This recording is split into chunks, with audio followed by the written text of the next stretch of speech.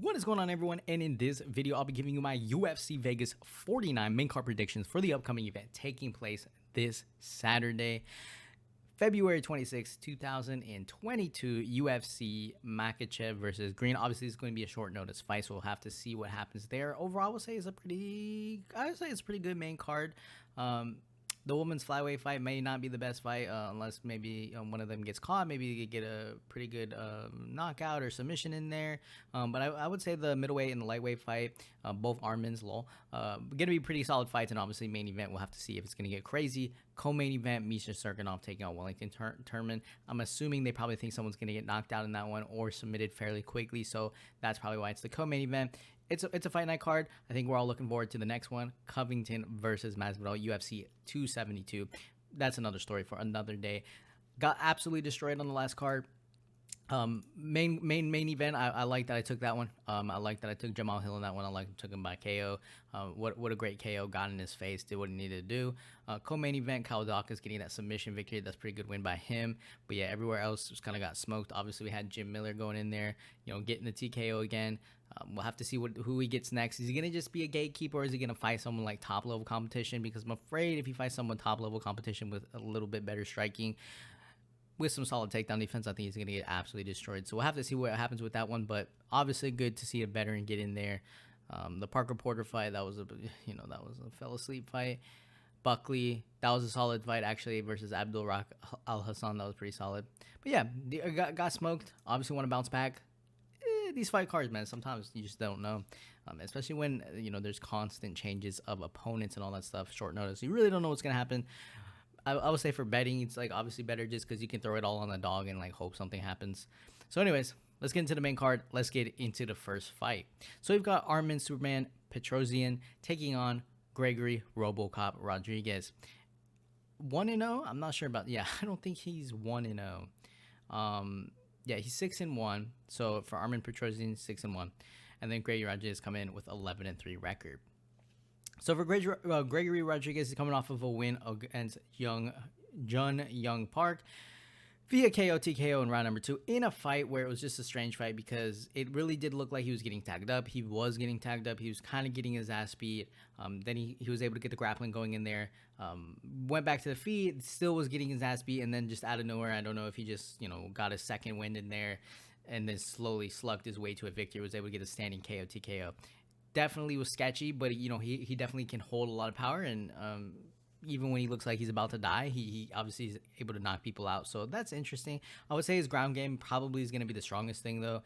This is not a guy you want on the floor. He definitely knows how to snake you. We saw that against Young Park. Honestly, he reversed the position, and then next thing you know, he was on top. And it's just not a guy you want to grapple with necessarily, even when he's tired or whatnot, because he's still very dangerous. And even on the feet, like I said, he puts a lot of power in his strikes.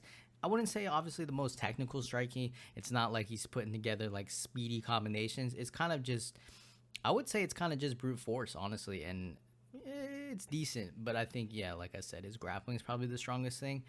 For Armin Petrosian, coming off a win over Kylo Kalev via round 1 KO TKO. I believe that was Dana White Contender Series.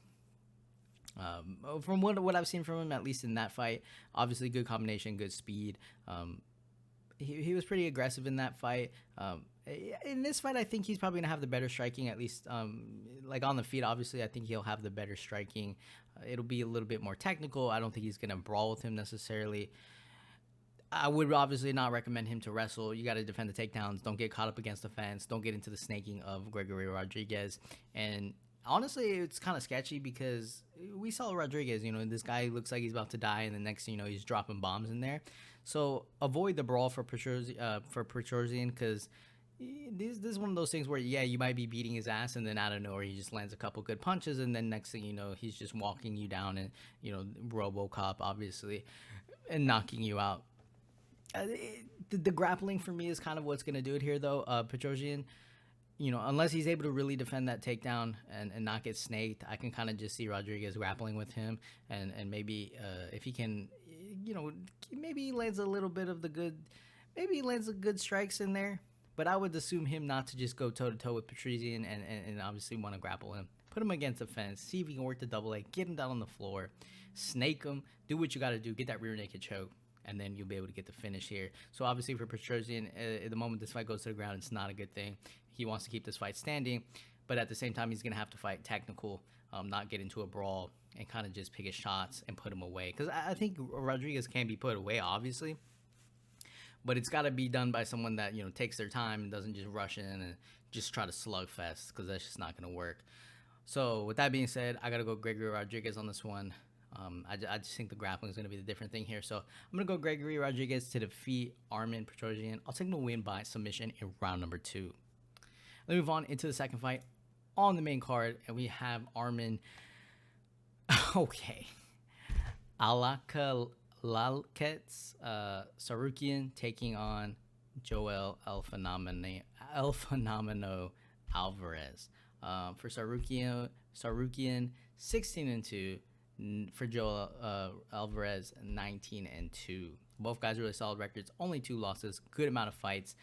Height advantage is going to Alvarez, obviously. I think this is going to be if he can use it, it's going to be a pretty big advantage here.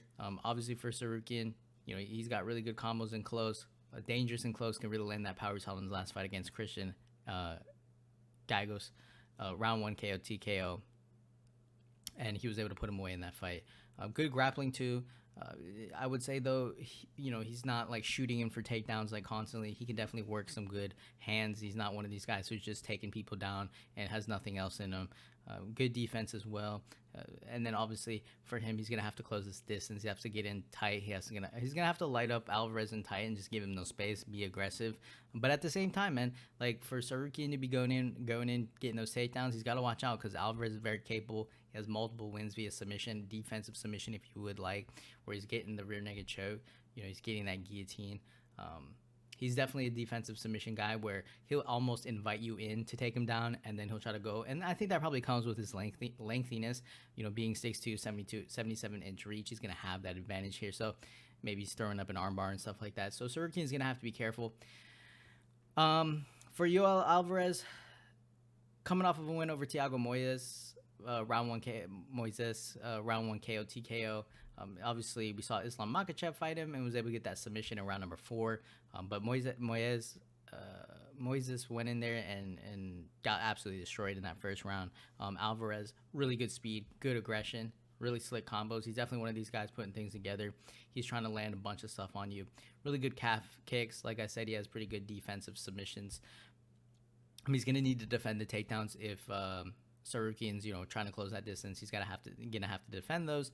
And then I would also, for Alvarez, I would try to keep that space, land those kicks, and just light him up from a distance, and just see what you can do here. This is gonna be an interesting fight. I think this is gonna be a really good fight. Both guys' records pretty good. And then I think a lot of people are counting out Alvarez in this one, man. I think he's very dangerous. Now, whether or not he's able to get a finish here or it's going to be a war for 3 rounds, we'll have to see. Maybe Sarukian just dominates him on the ground. Maybe he takes him down constantly and whatnot. But I just think a lot of people are counting out Alvarez in this one. I think he's really game. I think he's very dangerous, too, whether it's on the ground or on the feet. And he's going to have the size advantage here. So I'm going to go Joel Alvarez to defeat Armen Sarukian. I'll take him to win by a decision. Move on into the third fight on the main card, and we have Ji Young Firefist Kim taking on Priscilla Zombie Girl Cachoeira. 9-4 for Kim, and then obviously for Cachoeira 10-4. Both fighters are coming off of a loss in this fight. Priscilla Cachoeira coming off of a loss against Jillian Robertson via submission in round number 1. So she's obviously going to have a weakness towards the ground game and just grappling in general. Her striking on the feet is very dangerous, but again, it's not the most technical. It's definitely not the most clean, and it's kind of like looking for the big shots. Coming with that, though, I think landing, putting all your power into each shot, you're gonna gas. You're gonna have a little bit struggle throughout the fight, and it's not gonna be the cleanest of things. So if you can counter that kind of thing, you can definitely light an opponent up. You can take advantage of them overextending, and then if you're able to do that, Priscilla, and on top of that, working grappling, Cachoeira is gonna definitely have some struggles. That being said, though, she's very dangerous, and if she lands some of these shots, she can definitely put people away. For Jin Young Kim, coming in this fight with a loss against Molly McMahon via decision in a fight where She definitely did get tagged up in that fight, and there were moments where like I could see her getting absolutely destroyed by someone like Cachoeira because she did leave herself open. Again, her striking isn't the most dangerous in my opinion. I mean, she did land some good shots, but I think there were some openings where she ate some shots, right? And against someone like Cachoeira, where if you leave too many of those openings and you get into a wild exchange and you're getting hit, it's just not gonna be good. She has good boxing, good footwork, a lot of volume in and out, right? So she's not one of these fighters like just trying to land one big shot. She's definitely bouncing in and out. She's on her toes. She's trying to land multiple different strikes, but the striking isn't necessarily the cleanest thing that I've seen. So she can be susceptible to getting countered, and encountered big, and it's just not going to be good. Because I think in that fight against Molly McMahon, she definitely ate some shots. So yeah, what's going to happen here? Well, I can see Kim either just kind of working into the fence, right? Obviously taking advantage of the takedowns. If Cachoeira hasn't been really working on that, maybe she has. Maybe it's going to be a little better against someone like Kim. And then also I can see Kim, obviously just jumping in and out, playing the point game, winning a decision. That being said, it does sketch me out that she could be doing everything right early on, and then Cachoeira just catches her a couple times and puts her down. That's a little sketch for me. And on top of that, if I assume that Cachoeira's takedowns are going to be a takedown defense is going to be atrocious, then obviously I'm assuming she's not learning anything. I think she kind of knows that's her weakness. She has to know that she has to close the distance in this fight, get in her face, and try to land some big bombs here. So I'm going to go Priscilla Cachoeira on this one. I think she's a good underdog, so I'm going to take her to win by. And I think if she wins, it's not going to be by decision or something. So I'm going to go Priscilla Cachoeira to defeat Jing Young Kim. I'll take her to win by round 2, KO, TKO. And then we move on into the co-main event of the evening. We have Misha, the veteran Serkinov, taking on Wellington, the prodigy Turman. 15-7 for Misha Serkinov, 17-5 for Wellington Turman. For Wellington Turman, not too impressed by him, really not. This is one of those guys where, again, I don't really know why this is the co-main event, right? It's kind of weird. Coming off of a split decision win against Sam Alvey in a fight where, honestly, I think it was more just Sam Alvey doing his Sam Alvey thing where he doesn't do anything at all and kind of just sits back and just, trying to look for one counter the entire fight. And, he lands some good shots here and there, but he doesn't really do much else, and he doesn't set anything up, so he's just kind of getting tagged and backing up the entire time against the fence and becoming a punching bag towards the end of it. Before that, he lost via KO in round number 1 against Bruno Silva. In the fight before that, he lost against Andrew Sanchez via KO in round number 1. Andrew Sanchez is a guy that I don't really look for wrestling. I mean, not wrestling, for KO power, right? It's not one of those guys that you think that. But he was able to KO Wellington Turman. That's a little sketch. He defeated Marcus Perez by decision. Lost to Carl Robinson by decision, split decision, and before that he wasn't in the UFC. But when he got into the UFC, obviously he's had some struggle. Wellington Turman, he has good grappling, but I don't know if it's going to be better than Misha Serkinov's grappling. And again, I don't know if you necessarily want to do that against a guy like Misha Serkinov, who, granted, he's only won 2 fights in his past 7 fights. Yeah, 7 fights. That's not good, right? But at the same time, he's very dangerous when it comes to submissions. And, I mean, he's dangerous when it comes to submissions, right? And he can definitely grapple. And that's just sketchy to me. Wellington Turman can grapple too, right? He has good grappling and maybe has the harder strikes here. But at the same time, like, this dude's been KO'd. And I'm not saying that, obviously, Serkinov hasn't been KO'd or whatnot. But Serkinov's definitely fought the better competition. And granted, he went down to middleweight, so yeah, he lost to Jocko, but he didn't get absolutely murked by Jocko, right? And he did get absolutely destroyed by Ryan Spann, and he beat Jimmy Crew, lost to Johnny Walker. He at least beat Patrick Cummings. He's fought Glover Teixeira, Volkan. So he's fought top-level guys, right? So it's not like he's just a guy who's just a bum, right, fighting, getting knocked out by, like, Jimmy Crew, getting knocked out by Patrick Cummings. Like, I think that would be a little bit more concerning. And granted, that was a while back. So in his fight against Jocko, I think he just didn't have the good striking, obviously, and he wasn't able to get the takedowns and do anything with it. He could set something big here. I just feel like he could knock out Wellington Turman in this one, especially if it gets crazy or if Turman gets gassed a little bit. And that's not to say Serkinov can't get gassed, but I don't know, man. This just reeks of a fight of like, yeah, Turman goes in there, maybe he looks good in the beginning, and then boom, just gets caught with something and it's over. Or he just makes a weird decision, and then next thing you know, Serkinov's on top of him, putting him in a Peruvian necktie, right? And it's like, what? How did that even happen? Yeah, I could see something like that happening. We'll see, right? I guess maybe Wellington could go out there and to kill him, but I'm gonna go Misha Serkinov on this one. Um, I think we find out pretty early what happens. Like, I don't think this is going to 3 rounds or second round. I think we find out pretty quickly like what's the theme of this fight. So I'm gonna go Misha Serkinov to defeat Wellington Turman. I'm gonna take him to win by round 1 KO TKO. And then move on into the main event of the evening. We have Islam Makhachev taking on Bobby the King Green. 20-1 for Islam Makhachev.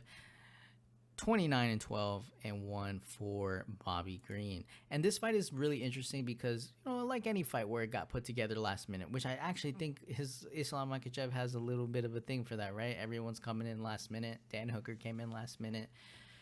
Either way, though, right? It's almost like, okay, like he's obviously still dominant. The one time he got finished, the only fight that he's lost is against Adriano Martins, and he lost via KO, just via KO in round number 1. But I don't think that was like the norm, right? I think that was like one of those things where if they fought again, I think Makhachev might win, right? So normally speaking, Makhachev is a decision fighter, right? Taking down guys.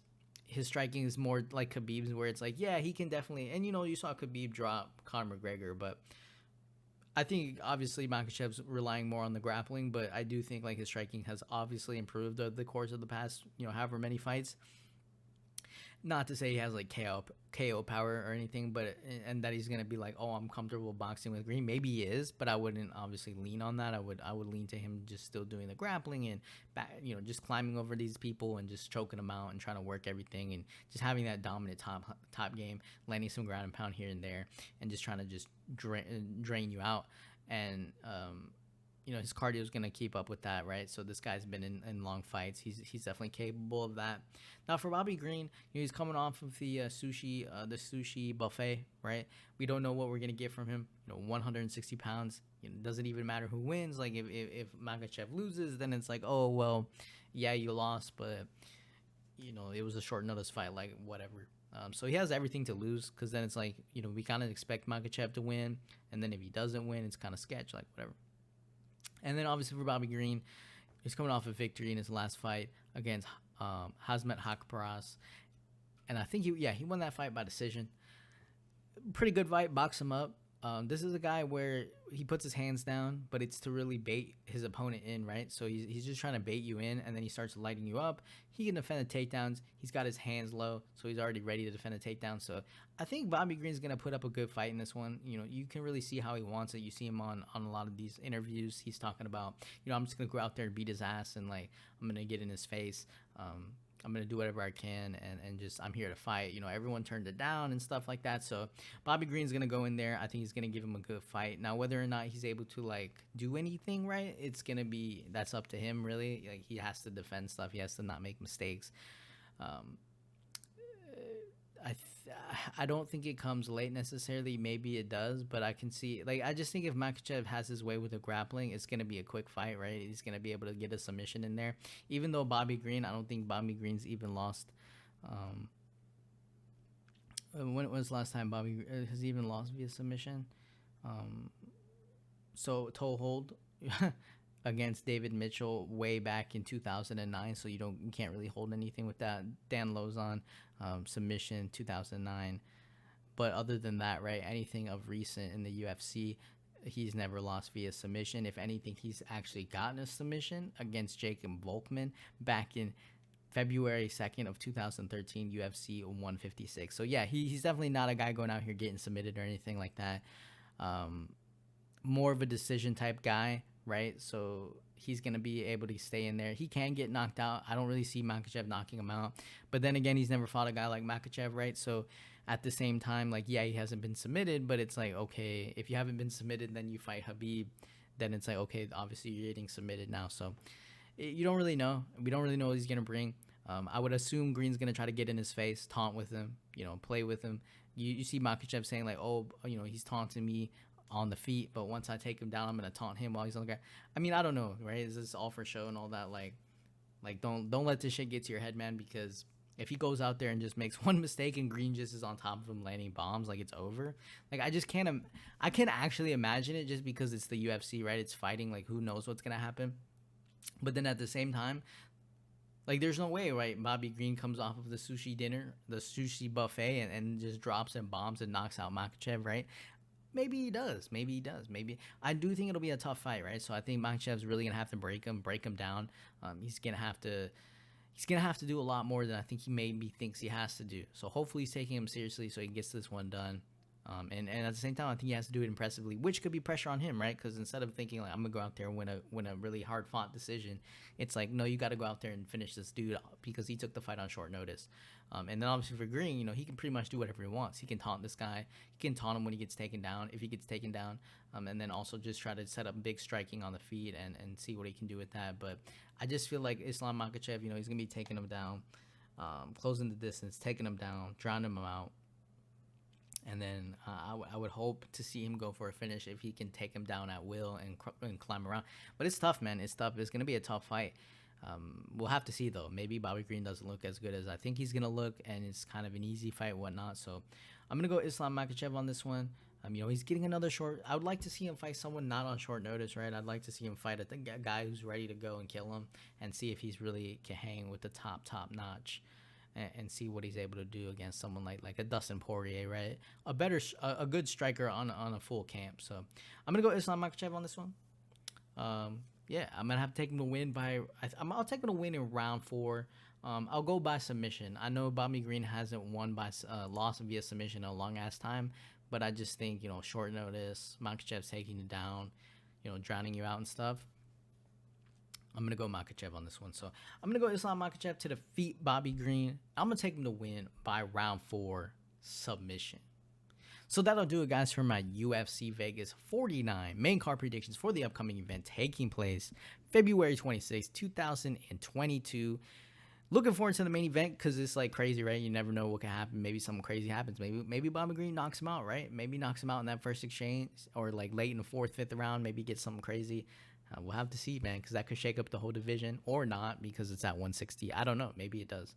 But either way, Green definitely has everything not to lose. And then Makhachev has, everything to lose.